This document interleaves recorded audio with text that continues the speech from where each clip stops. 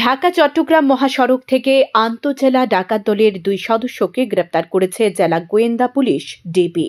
এ সময় তাদের কাছ থেকে 2টি বিদেশি পিস্তল, একটি দেশীয় তৈরি পাইপ গান ও গুলি উদ্ধার করা হয়।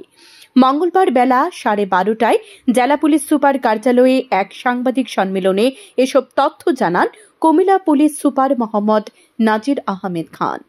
সংবাদ সম্মেলনে উপস্থিত ছিলেন জেলা পুলিশের অতিরিক্ত পুলিশ সুপার প্রশাসন ও অর্থ আরাফাতুল ইসলাম, অতিরিক্ত police super crime and ops Rasheduzzaman, জেলা গোয়েন্দা পুলিশের ভারপ্রাপ্ত কর্মকর্তা মোহাম্মদ আব্দুল্লাহ সহ অন্যান্যরা।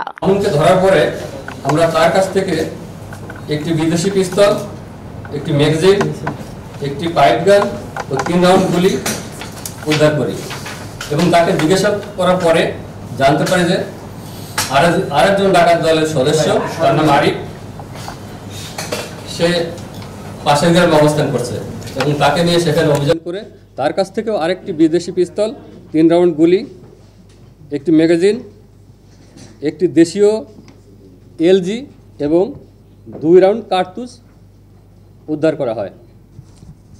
এই মামুন এবং আরিফ দুজনেই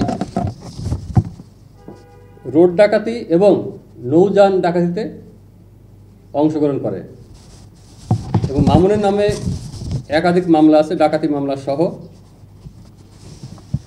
আমরা ডিবির একটি বিশেষ টিম গোপন সংবাদের ভিত্তিতে তাদেরকে দাউদকান্দি বিশ্ব রোডের মোহন পাম্প বিশ্ব রোডের এলাকা থেকে তাদেরকে গ্রেপ্তার করা হয় এবং তাদেরকে আমরা অস্ত্র আইনে মামলা দিয়ে বিজ্ঞ আদালতে প্রেরণ করব।